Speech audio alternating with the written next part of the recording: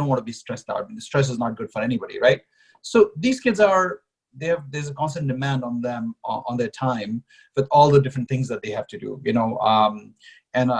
maybe they can rationalize that a little bit by saying that I'm only going to do things that are of interest to me, but there may be multiple things that may be of interest to them.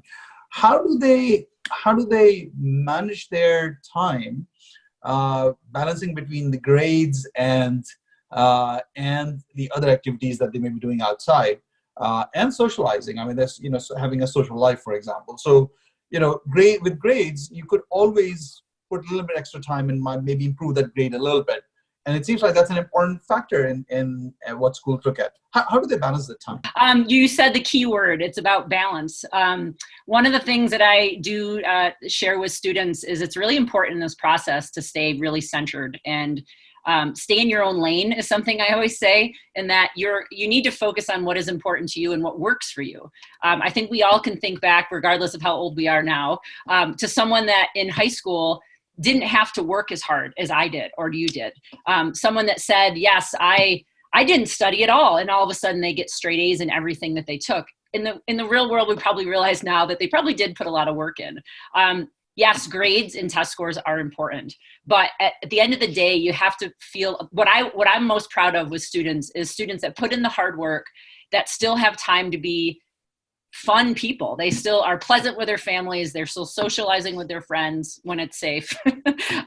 They still have time, yes, to watch a Netflix movie. They have time still to be a teenager and go outside and do stuff. They work hard and they put the most effort in that they can. So simple things as far as structuring your day. I think all of us, I actually had a student I worked with last week who showed me, I think I'm an organized person, but he actually took a Google Calendar in his Gmail account and color coded everything based on, which I was like, I've never thought to color code everything. So he's kind of challenging me now to color code my calendar. But he actually said, and this is a young man that his mom was like, you have so much free time. And he's like, I don't have any free time. He actually said to me, look at my calendar and how much free time I actually do have. I get up now at a certain time now that school isn't in session. So he now, instead of sleeping till 11:30 every day, he gets up at 8:30 or 9 a.m. Right. And then he does some exercise in the morning because classes don't start till 1 now that the school is kind of what it is. And he actually blocked out time. And in that time includes schoolwork, includes still getting together with his robotics team virtually to work and work through. They watch YouTube videos together. And they still have time to study for the SAT or ACT.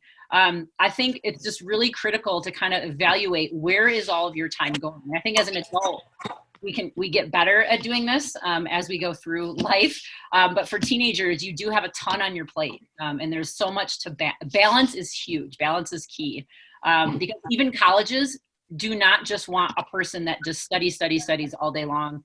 And when they ask you what are things that are important to you, you just say, go to school. I think nobody is probably going to say that in this group today, because obviously you're involved in other things.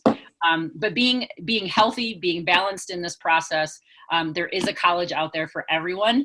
And just, taking advantage of all these resources that you do have and spreading it out. I mean, you got your academics, you have your standardized tests, you have your activities at school, you have this internship experience, and then you still have time at the end of the day to watch your Netflix, to go outside and watch TV, etc. So quick follow up to that, Karen. Is there a balance formula for everyone that's different, or is there a number that you spend 70% of your time on academics and 10% on extra? Is there a formula? I think it definitely would come down to the individual student. Like some students, I'm thinking of a couple that are super strong in math and science that I work with, but when it comes to English and history, it takes them longer to read the information, and they have to organize their notes differently. And so when they block out their time, they share with me like, yeah, I have to do math. I do math and science later in the day because in the morning it takes me longer to get through some of that material.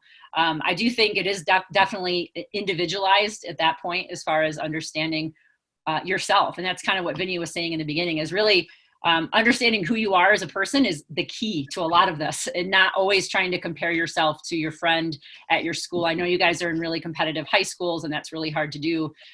but really staying centered to who you are and what your needs are. You know, how many hours of sleep do you need? Yes, you do need like 8 hours plus of sleep.